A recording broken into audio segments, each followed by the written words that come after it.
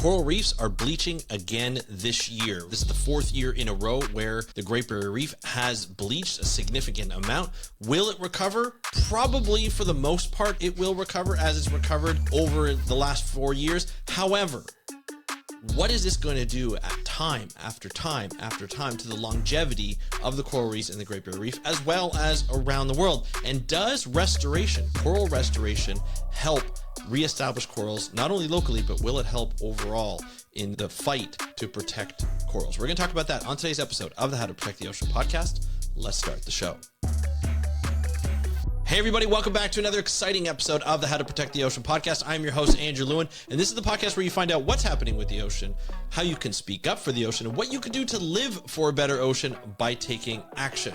I'm going to tell you something here. I'm going to admit something. This is a bit controversial. When I saw this article, I was a little worried about bringing it up. It was in Cosmos, and they tend to have pretty good articles. And I was worried because coral restoration is very popular right now.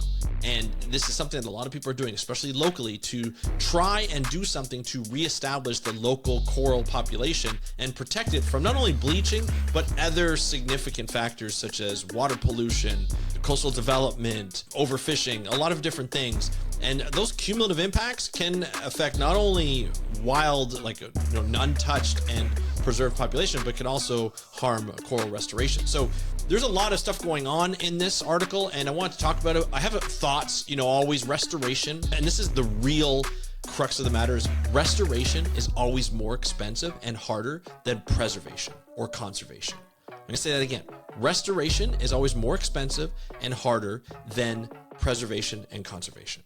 So that means if we have a healthy coral population, or even a somewhat healthy coral population that has not been degraded to the point where it requires restoration, it's actually cheaper to protect than it is to bring back those corals, right? And either farm them on land and bring them back into the water and plant them. That's always more expensive. And this is not just for coral restoration. This is for any type of restoration in the wild. Like I remember working for the Department of Fisheries and Oceans. We would do restoration projects in the Great Lakes, and it would cost like hundreds of thousands of dollars just to put rocks in for fish habitat. Like these are just rocks, nothing special. They're just rocks that you would normally find there. They were just dredged or they were just moved, and they wanted to restore a specific fish population. They know they like these rocks of that area. They would go grab the rocks. They would hire a barge. They would bring it in. They would pile it up, and it would create fish habitat. It wasn't difficult, but it was super expensive, like hundreds and hundreds of thousands of dollars. And you're just sitting there, you're just like, this would have been really great if we just kept it the way it was. If we had just been proactive instead of reactive and said, hey, you know what? Let's just protect this fish habitat here in the Great Lakes. But sometimes we don't know the damage that we cause because we rush into things. Hint, hint, deep sea mining. Just going to say it. Just going to say it. We don't want to rush into things when we do stuff, especially as humans, that is extractive, right? Or that will alter a fish habitat. Now, here in Canada, I can't speak for anywhere else, but here in Canada, I know it's a rule as part of the Fisheries Act that if you are going to harm fish habitat here in Canada, whether it's in the ocean or in freshwater lakes or rivers or streams, you have to compensate the government. You have to say, hey, you know what? I know we're going to be altering this fish habitat, so I'm going to give money to another project that's restoring fish habitat. And that's how they got the money to do the restoration in other places, which they'll probably get money to restore the place that they're actually altering at that point, at some point down the road when they realize, oh man, we really screwed up here. We shouldn't have done this in the first place. And that's not just science-based. That is just a lot of public pressure, a lot of political pressure to develop and to do things in the water, in and around the water that can harm or remove items that are critical to specific fish populations or just critical to that habitat functioning as it does. And if you remove it, it changes that habitat. Let's go back to coral reefs for a second. Coral reefs are very sensitive habitats, but they're very important. They're one of the most diverse in the world. They are beautiful. They're a tourism hotspot. Tourists like myself, when we go down south and I'm able to go into the tropics, I'm able to either scuba dive or snorkel, I am taking every advantage to go into that water and look at corals, look at the invertebrates, look at the fish. I'm an invertebrate guy, so corals and invertebrates are my thing, but I love seeing a good school of fish. Like there's nothing like it. And also when you see stuff in pristine condition, Like I'm looking at like little nematodes that are orange and black, and they're just kind of interacting with the coral. You're seeing like, you know, a parrotfish, a rainbow parrotfish, take little chips off the coral just to take the algae off. And you know that coral is going to regrow because that's part of its regular functioning. But there's nothing worse than going diving or snorkeling and you see a coral that has a disease or that is bleached. And what I mean by bleached, essentially corals have these living organisms, these dinoflagellates in them, so these phytoplankton that live inside the colonies, and they actually use photosynthesis to create the calcium that the limestone skeleton of the coral needs to grow.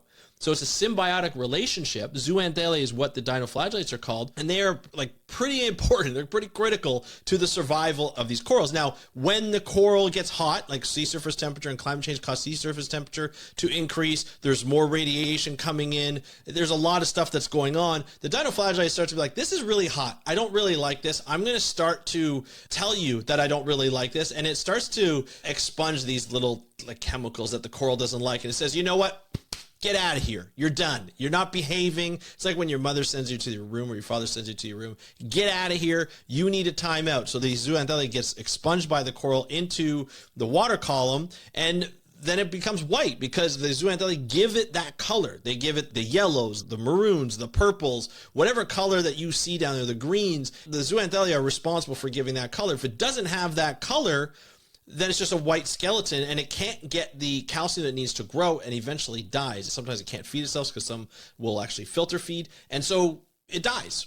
And that's what happens if it doesn't come back. And that means if the sea surface temperature stays hot for so long that the zooanthellae can't come back and recolonize, or other zooanthellae can't come back and recolonize, then we have a problem. This bleaching goes away. Like this bleaching stays forever, and the corals eventually die because they can't get the minerals that they need to actually survive, right? And the ions they need to survive. So that is a huge problem. And that's what's been happening when corals get bleached all over the world, not just in the Great Barrier Reef. Obviously, that's something that is an iconic habitat, so we focus on there, and it's huge, but it recovers every year because the temperature doesn't last as long. But every single year, the hot temperature lasts longer and longer and longer.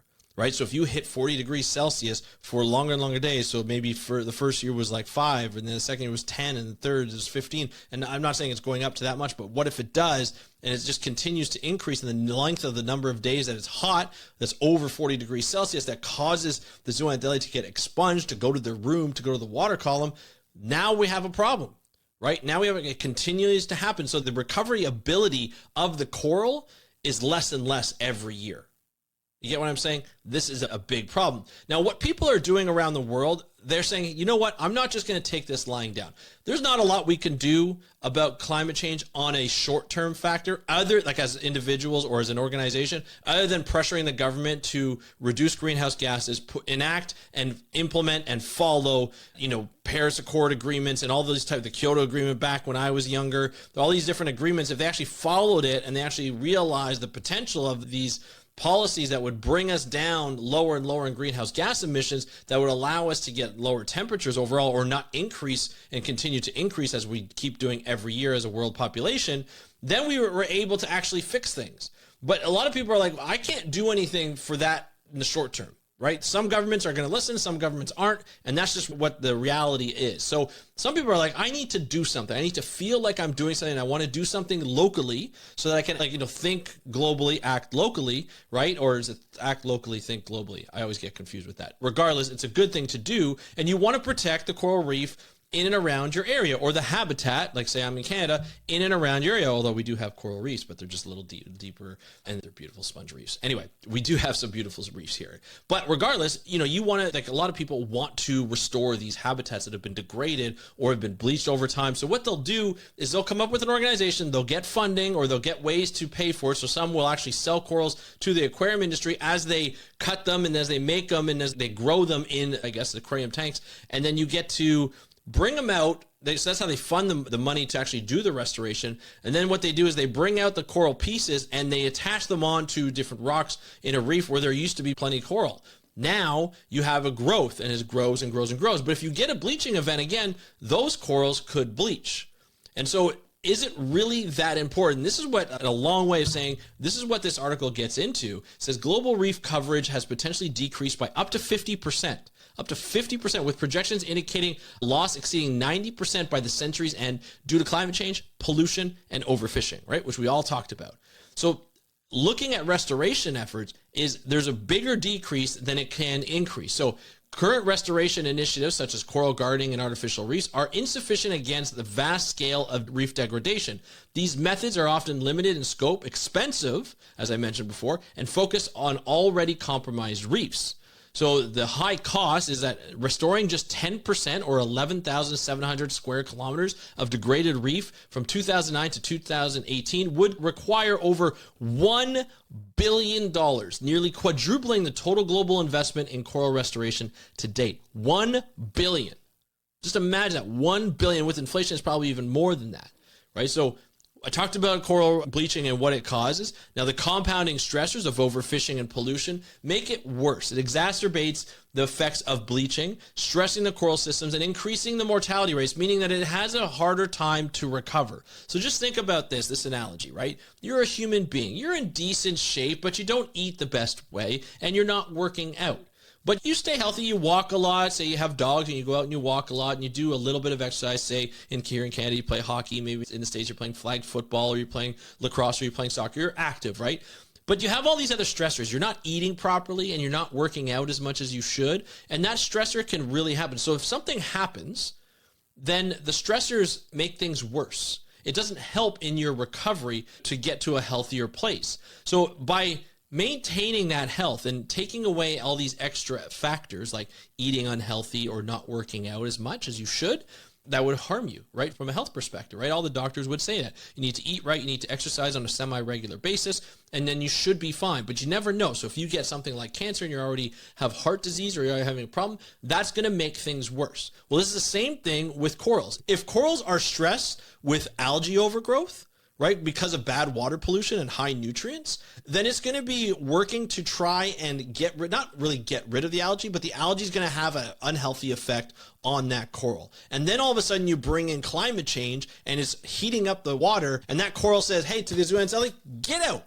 Go to your room. I don't want you in here right now. It's too hot. You're causing some trouble. I need to figure this out. I got algae overgrowth. I've got high temperatures. I've got sediment coming in from coastal development. I've got, somebody's trying to fish all over us and we can't get the parrotfish to take the algae off. This is awful. We can't do this. We can't have all of this stuff happening at the same time. So having those cumulative effects, no good. The bad news is we may not be able to control climate change in the short term. The good news is we can control water pollution, we can control coastal development, and we can control overfishing. Those are the things that we can control, especially when it's near shore. So being able to control that and taking away those cumulative effects will give a chance for coral reefs to recover faster. In fact, there was a study done a few years ago. I'll have to find the link. I don't know if I'll be able to find it in time, but there was a study done a few years ago that looked at corals that were, beyond borders. Like they were out in the middle of nowhere. They bleached and then they recovered a lot faster than those that were closer to shore. They were getting affected by overfishing and by water pollution. So these things actually matter. And when you look at global action and you say, hey, look, this report, without significant reductions in greenhouse gas emissions and the broader environmental protections, localized restoration efforts aren't really going to do anything. They're going to be really expensive, but overall, we're losing this battle. And this is not to take away from anybody who's doing coral restoration, because it's really important. It's important not only to see the effects and the successes that we see locally, but it's important to get people involved and connected to the ocean. A lot of the times, these are community projects. And so the community gets together, maybe with a couple of experts like scientists and conservationists and even marine aquarium hobbyists that are really good at propagating corals. And they go out and they do this as a community. It's really great. It's like a beach cleanup. It gets people connected, sees what's happening out there, and then they can make, changes locally as well as in a community basis. So I don't want to take away from anybody who's doing coral restoration, but it's not the answer. Like if you see that happening and you're like, thank you for doing it, thank the person because they're making a lot of effort and they're giving up their time. A lot of times, whether it's professionally or on a volunteer basis, they're giving their time to actually do this work, but it's not the sole answer. We can't restore our way out of this. We have to protect and we have to reduce greenhouse gases. We have to reduce pollution and we have to reduce overfishing. That's a necessity. Like we are in dire needs right now, right? We've lost less than 50% of corals due to bleaching. That's not good. We need to do better. Restoration is helping. It's a tool in the conservation tool belt, but it's not the tool. It's not the thing that's going to put us over the edge to say, hey, you know what? We're winning the battle for coral restoration against climate change. And that is a sad reality. So when you watch those videos of people going out and diving and doing that thing, thank them. They're doing great effort, but it's not the solution. It's not their fault. They're doing what they can, right? They're doing whatever they can do. But we need to really work on policy. We need to work on voting people in, like politicians in, that will actually do, reduction in greenhouse gas and work, and make sure that the energy sector is sustainable and it's greener than it normally is. Right? That's what we need to do. We're not moving fast enough, and we're losing these precious habitats at a phenomenal rate, and we do not want to do that. So that is my call to action. Thank the people who are doing it, but understand that we need to do more from a policy basis and a political basis than any time in our history. This is dire needs, people. If you love corals, you love snorkeling on corals, you love diving on corals, you love just watching them on TV.